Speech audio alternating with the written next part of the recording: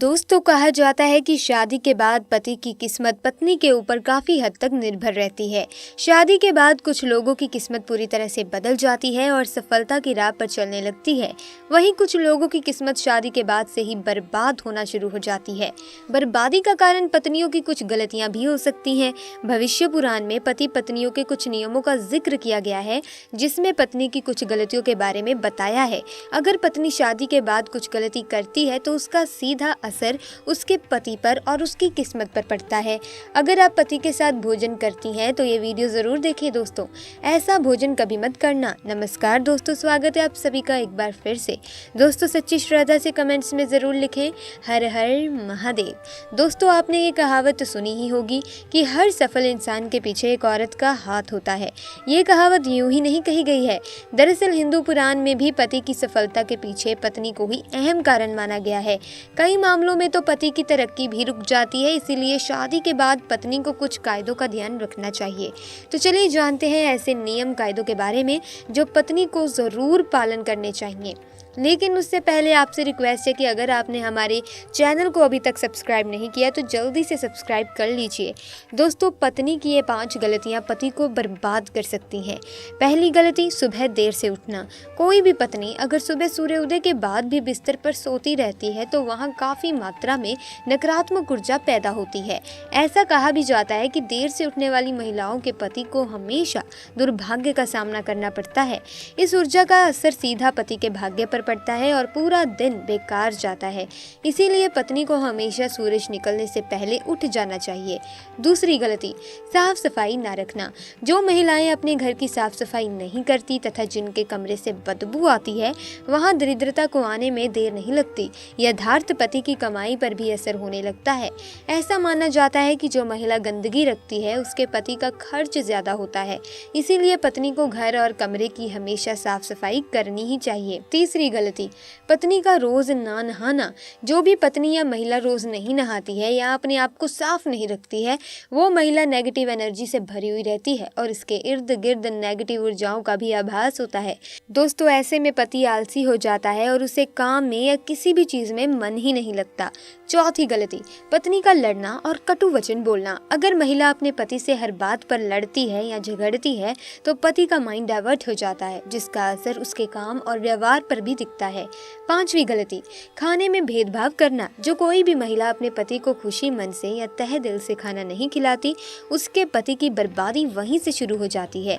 वहीं दोस्तों भोजन करने से पहले 5 अंग, 2 हाथ, 2 पैर और मुख, इनको अच्छी तरह से धोकर ही भोजन करना चाहिए। भोजन से पहले अन्न देवता तथा अन्नपूर्णा माता की स्तुति करके उनका धन्यवाद करके बोलना चाहिए कि सभी भूखे प्राणियों को भोजन प्राप्त हो, और ईश्वर से ऐसी प्रार्थना करने के बाद ही भोजन की शुरुआत करनी चाहिए।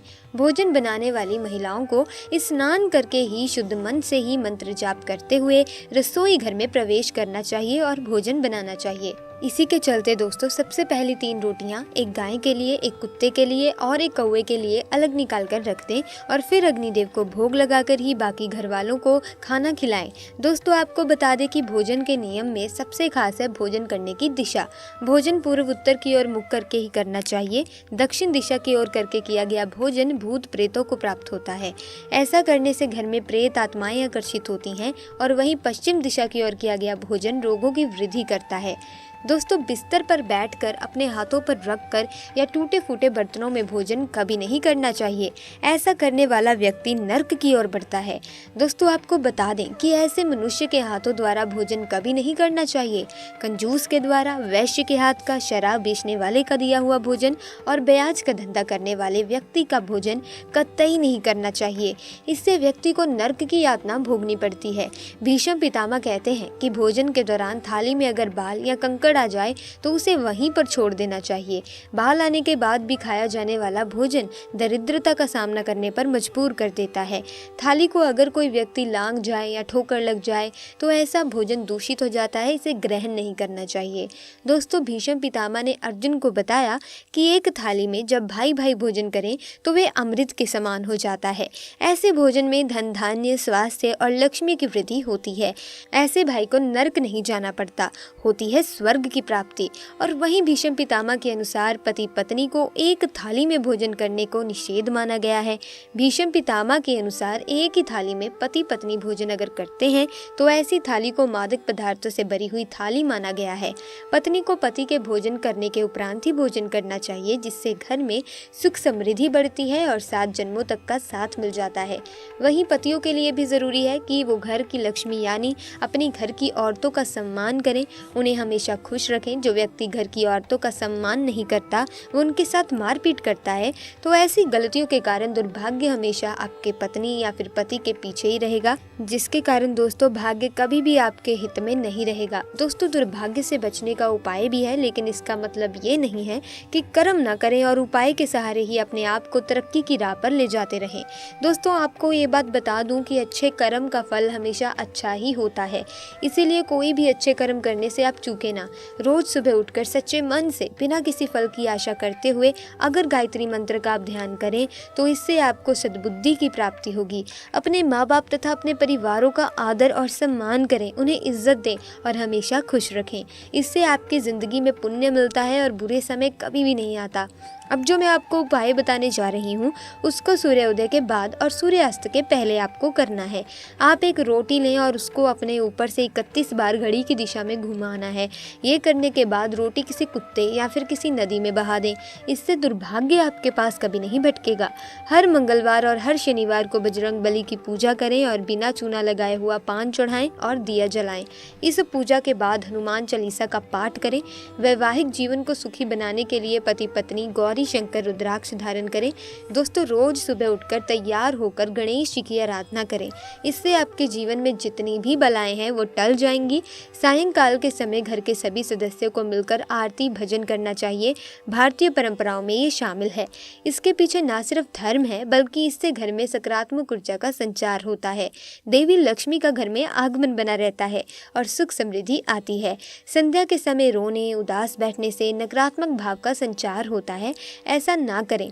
दोस्तों ऐसा ना सिर्फ हिंदू धर्म में लिखा हुआ है बल्कि अन्य धर्मों में भी कहा गया है। इसी के साथ ही दोस्तों आमतौर पर बहुत सी महिलाएं से बहुत सी गलतियां होती हैं।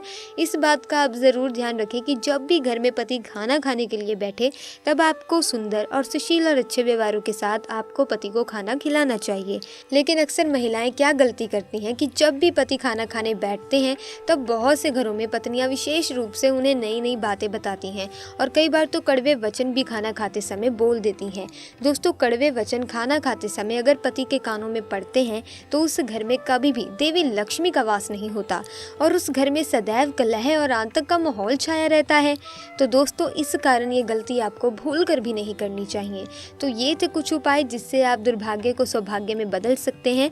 साथ ही मैंने ये भी आपको बताया कि कौन सी ऐसी गलती है जो पत्नी अगर करती है तो उसका सीधा असर उसके पति पर पड़ता है। दोस्तों उसके पति का दुर्भाग्य आ ही जाता है और वे कभी भी अपने वो मुकाम को नहीं पा सकता जो वो पाना चाहता है। अपनी ज़िंदगी में वो रिश्तेदारों में सबसे पीछे रह जाएगा, उसे सफलता नहीं मिलेगी। तो दोस्तों अगर आप भी उन महिलाओं में से एक हैं जो चाहती हैं कि उनके पति तरक्की करें, उनके घर में सकारात्मकता का संचार हो, धन का आगमन हो, उनके पति को वो हर मुकाम हासिल हो जो वो पाना चाहते हैं, तो आप इन गलतियों को करने से बचें। कभी भी एक ही थाली में पति पत्नी भोजन ना करें। इससे आपको पता ही है कि आपके घर में नकारात्मक ऊर्जा का संचार होगा, घर में दरिद्रता आएगी। इसी के साथ ही अगर आप ये चाहते हैं कि ऐसा ना हो तो ऐसी गलतियां भूल कर भी ना करें। तो दोस्तों आज की वीडियो में बस इतना ही ज्ञान। अगर वीडियो आपको थोड़ी सी भी ज्ञानवर्धक लगी तो वीडियो को लाइक कीजिए, शेयर कीजिए, साथ ही हमारे चैनल को सब्सक्राइब कीजिए ताकि वीडियो की अपडेट आपको मिलती रहे। साथ ही कमेंट सेक्शन में जय माता दी लिखना ना भूलें। आपका बहुत बहुत धन्यवाद।